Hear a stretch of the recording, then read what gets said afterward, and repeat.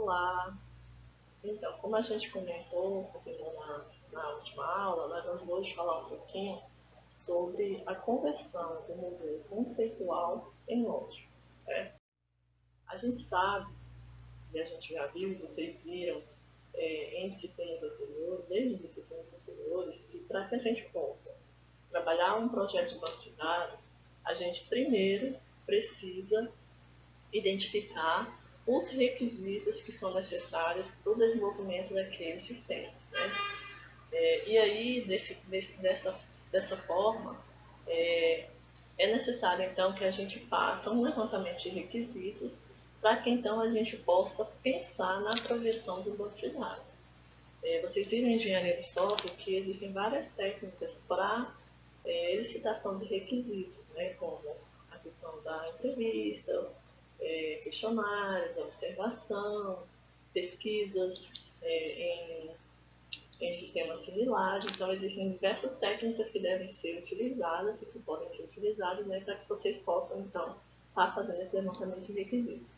Com o levantamento de requisitos realizado, vocês, então, criam um modelo conceitual, que é o que nós estamos fazendo no momento, né? Onde a gente vai estar trabalhando com o diagrama de entidade de relacionamento. Com o diagrama de entidade de relacionamento pronto, nós então vamos para outra etapa, que é a etapa de estruturação do nosso banco de dados. Então, nós vamos mapear esse diagrama de entidade de relacionamento no nosso modelo lógico, que é o que nós vamos fazer a partir do momento que vocês finalizarem o modelo conceitual. Tá? Depois, esse modelo lógico vai se transformar em um modelo. Hoje nós vamos, então, falar um pouco mais dessa conversão, tá? Do modelo conceitual para o modelo lógico. E aí existem 3 passos iniciais que a gente tem que seguir. Primeiro, traduzir as entidades e os seus atributos. Então, a gente vai identificar que cada entidade vai virar uma tabela no modelo lógico, né? E os seus atributos, os atributos daquela entidade, eles vão se transformar em campos, né, dentro daquela tabela. Tá? Depois disso, a gente também tem que traduzir os relacionamentos e seus atributos. De que forma é que esses relacionamentos, como é que eles vão se encaixar dentro desse modelo lógico? Isso também nós vamos ver. E depois, vamos também fazer a tradução das especializações e generalizações. Então, no primeiro passo, como eu comentei, cada entidade ela vai se transformar em uma tabela e cada atributo daquela entidade vai se transformar em uma coluna daquela respectiva tabela. Os atributos que são identificadores, ou seja, aquele atributo que identifica aquela entidade, ela vai se tornar a chave primária da tabela. Então, a gente tem aqui um exemplo. A entidade pessoa, que tem como atributos aí o código, que é a sua chave primária, que é vamos dizer, o seu atributo identificador, o nome, o endereço, a data de admissão e a data de nascimento. Como é que nós vamos converter isso em um modelo lógico? A pessoa vai se transformar em uma tabela, né? Então a entidade se transforma em uma tabela e código pessoa, nome, endereço, data de nascimento e data de admissão vão virar colunas dessa tabela, ok? Sendo que código vai ser então a minha chave primária. Ela está lá identificada, né? Ela está aqui identificada, né?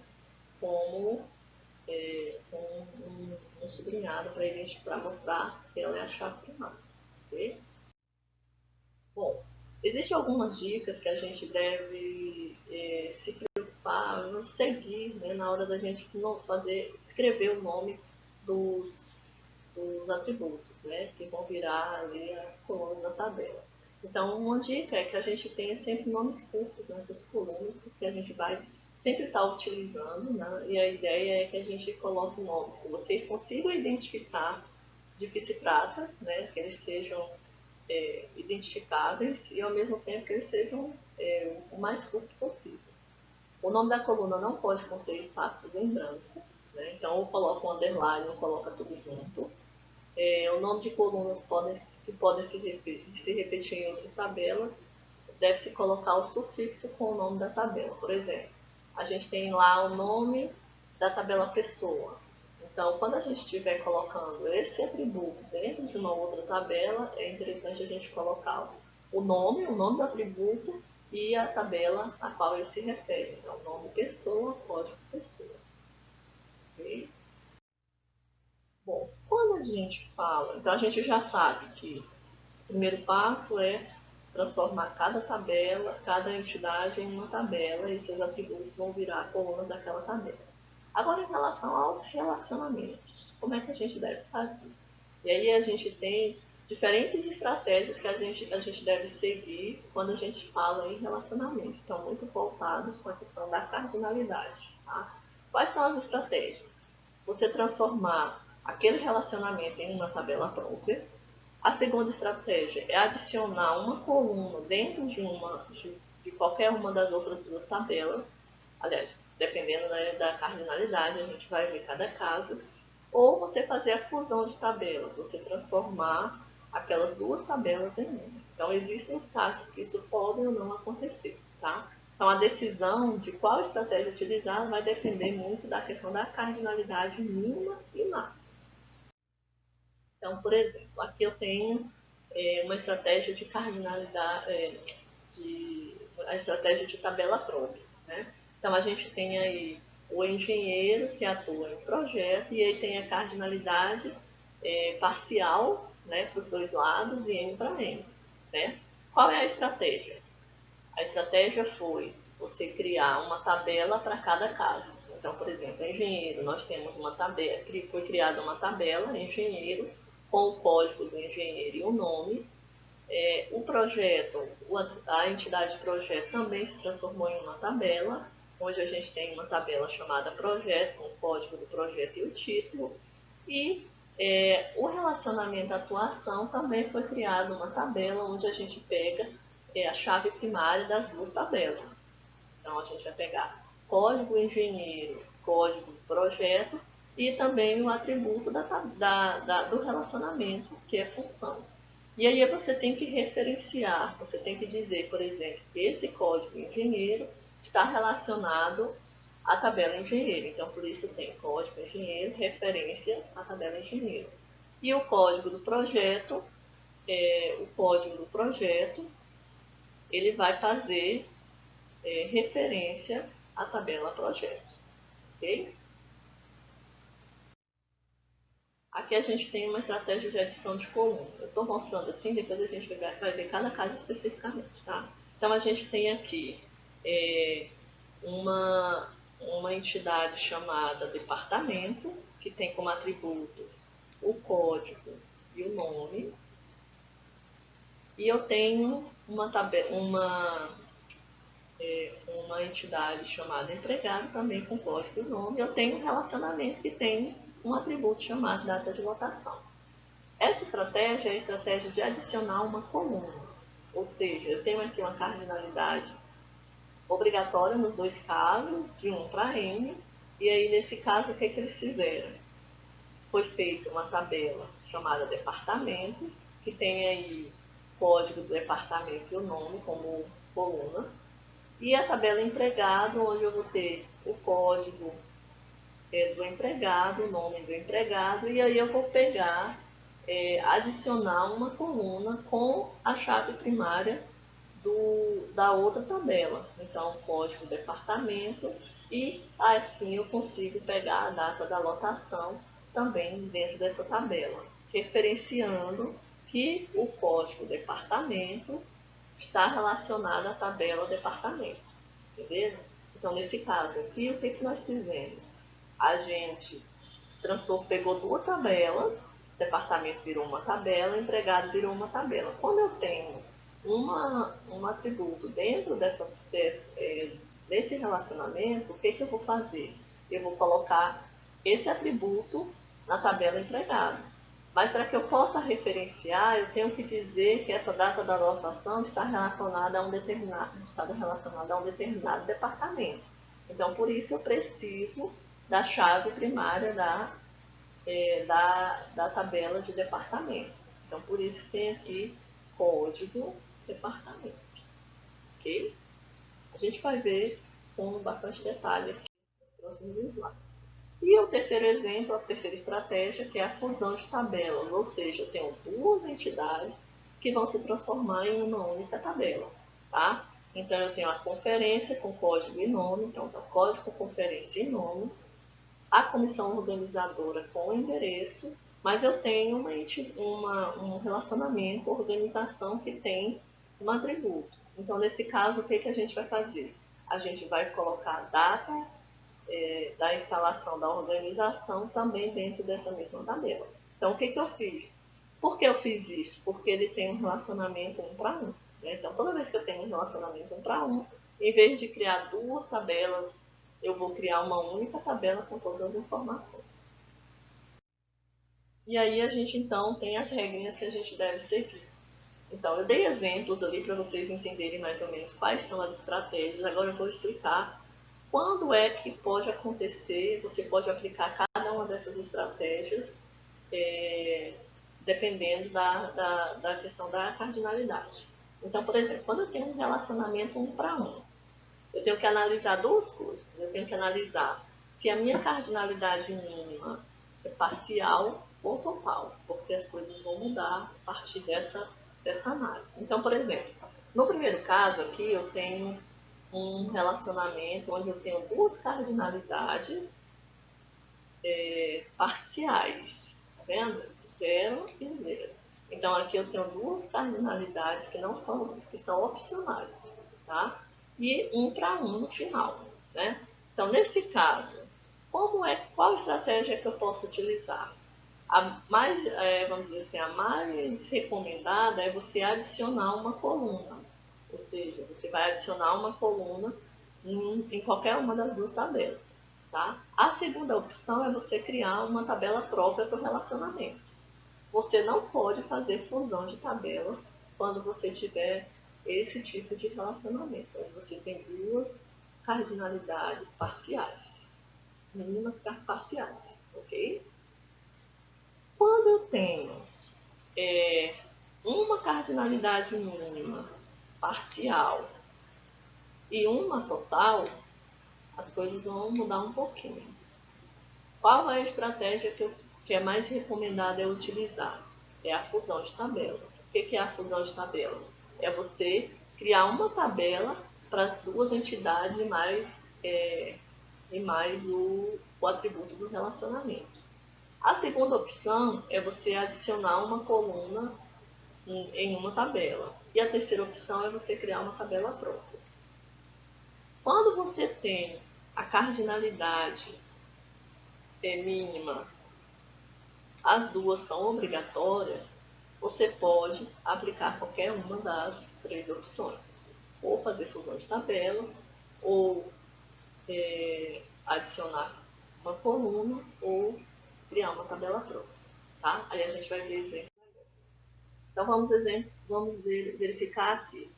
Aqui no relacionamento 1 para 1, no caso que eu tenho duas cardinalidades mínimas parciais. Tá vendo? Ó, eu tenho duas cardinalidades mínimas aqui parciais. Eu tenho duas alternativas. A mais recomendada é a questão da adição de coluna. Né? Então, eu vou adicionar uma coluna em qualquer uma das tabelas, ou eu vou criar uma tabela própria para aquele relacionamento. Então, no primeiro caso, eu tenho aqui homem casado com mulher. Homem tem como entidade, tem como atributo, desculpa, identidade e nome. A mulher também identidade e nome. E no relacionamento eu tenho os atributos data e regime. Bom, o homem pode ser casado com nenhuma ou uma mulher. Uma mulher pode ser casada com nenhum ou um homem. Então eu tenho o relacionamento de cardinalidade mínima opcional nos dois casos, nos dois lados, e 1 para 1 máxima, né? Então o que eu posso fazer? O mais recomendado é eu adicionar uma coluna em qualquer uma das tabelas. Então aqui o que nós fizemos? Homem virou uma tabela chamada homem, identidade homem, então ident H, tá? E o nome dele. Já a mulher, vai pegar também idente mulher e nome, só que nesse caso a gente resolveu então colocar mais uma, vamos dizer, adicionar colunas aqui. Então o que, que eu tenho que analisar? Mulher está relacionado com quem? Mulher está relacionado com o atributo, com a entidade homem, né? Então eu tenho que dizer que tem uma relação entre esses dois. Como é que eu vou fazer?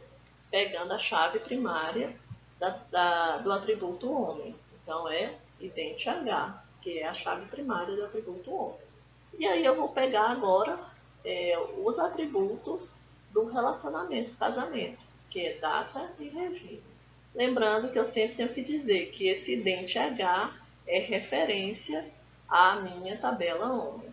Pronto, eu fiz a adição de uma coluna.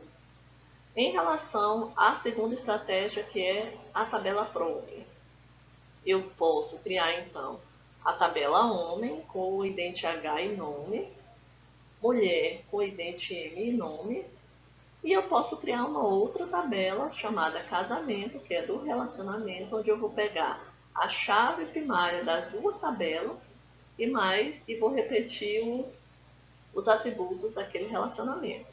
Então é idente homem, idente H, data, regime, onde idente M se referencia à tabela mulher e idente H se referencia à tabela homem. Aqui não está grifado, mas também fica grifado, tá? Os dois ficam grifados porque são duas chaves, ok?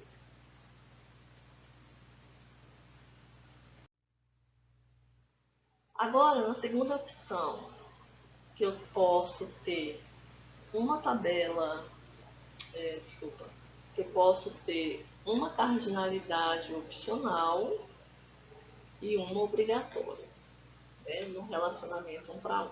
O que, que vai acontecer aqui? Eu tenho as três opções. Eu posso criar uma tabela própria, eu posso fazer uma fusão de tabelas ou fazer uma adição de coluna. Qual é o mais recomendado? É criar a tabela própria. Então, nesse caso, eu tenho aqui correntista e cartão magnético. Então, se eu vou criar a tabela própria, o que, que eu vou fazer? Correntista vai virar uma tabela com o código correntista e o nome. Cartão magnético também vai virar uma tabela, código do cartão e data de expedição, né? Onde o código do cartão é a chave primária. O correntista, é, o correntista vai ser o código do correntista. E eu vou criar uma nova tabela do relacionamento, que eu chamei aqui cartão correntista, onde eu vou pegar, a chave, certo? Das duas tabelas. Código cartão e código correntista. Onde o código correntista vai se referenciar à tabela correntista e o código do cartão à tabela cartão. Ok? Então aqui eu criei uma tabela própria. Em função de tabela, eu posso também fazer a alternativa de fundir tabelas, ou seja, criar uma única tabela para as duas entidades e os atributos do relacionamento. Como seria isso? Eu iria fazer o código do correntista, seria uma tabela chamada correntista, onde eu teria o código do correntista, o nome dele, o código do cartão, a data de expedição, certo? Ou eu posso fazer a terceira opção, que é adicionar uma coluna. E aí eu vou adicionar uma coluna aonde? Eu vou sempre adicionar uma coluna do lado parcial. Então aqui eu peguei o correntista ficaria com o código correntista e nome, e o cartão que tem a cardinalidade opcional, mínima opcional, eu vou acrescentar as informações pegar a chave primária do correntista. Então ficaria código do cartão, data de expedição, e aí eu pegaria a chave correntista, do correntista, que seria código correntista. Sempre referenciando que código correntista está relacionado à tabela correntista. Ok? Então essa é a nossa segunda situação quando se fala em relacionamento um para um. E agora a gente vai ver a terceira opção, que é a opção onde nós temos as cardinalidades mínimas obrigatórias, né? Então, eu tenho aqui a opção 1 para 1, tanto a mínima quanto a máxima. Então, aqui a gente, quando tivermos isso, o que nós vamos fazer?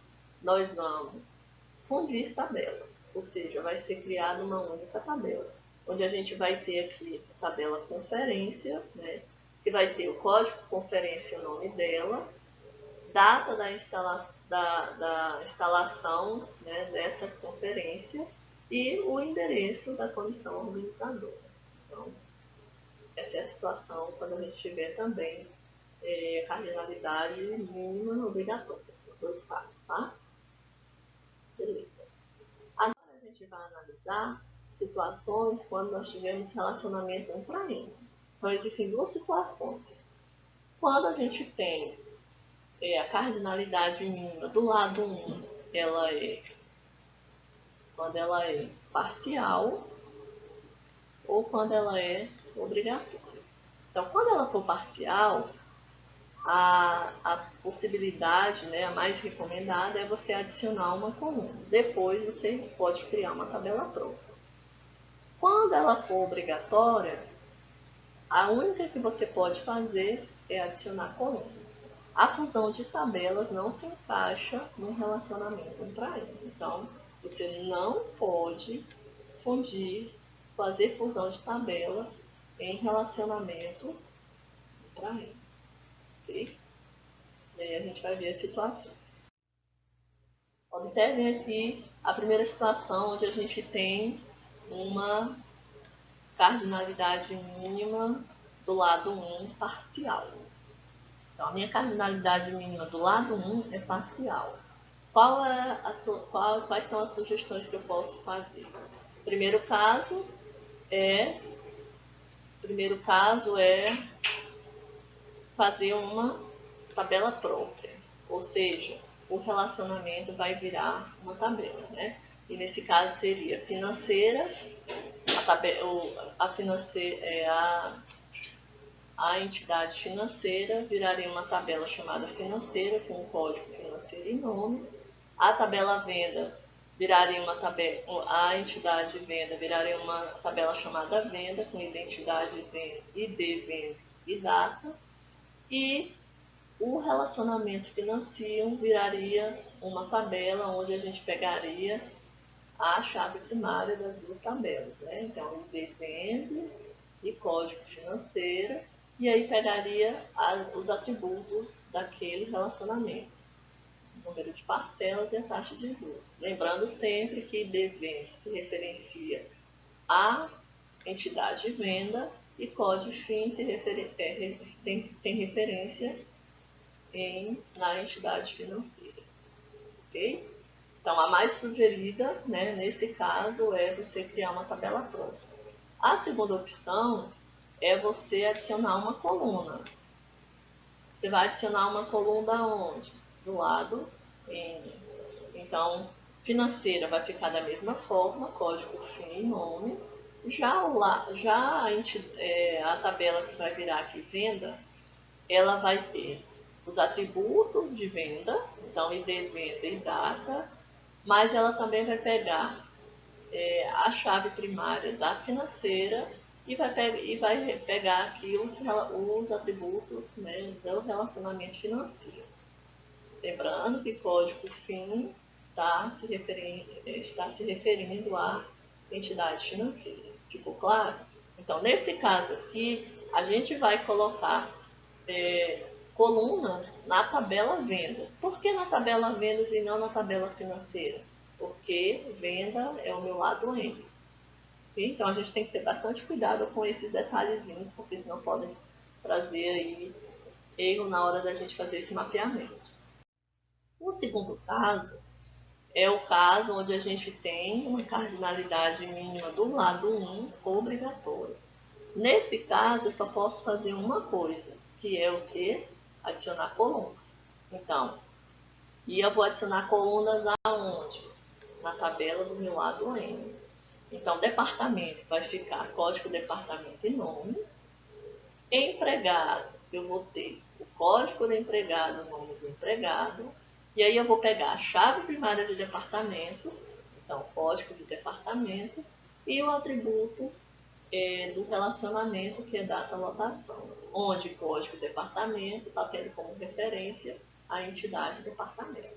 Então, nesse caso aqui, eu só vou adicionar colunas, né, na tabela empregado, porque é a tabela que é o meu lado N, ok?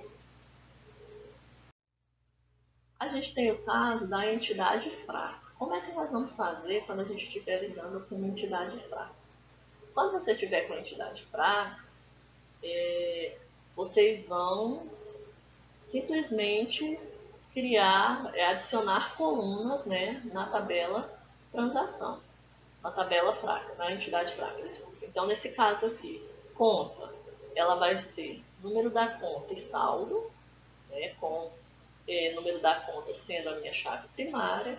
Já a transação, a gente sabe que a chave primária de transação é o quê? É o número da conta, que está relacionada à entidade conta, né? E o número da transação, porque não existe transação sem a minha entidade pai. Então, por isso que eu preciso dos dois, tá? E aí eu vou pegar todas essas informações, data, quantia, número da transação, e vou colocar sempre dentro da entidade fraca, ok? E o caso do relacionamento N para N. No caso de relacionamento N para N, só existe uma regra, que é você criar tabela própria. Não existe outra situação.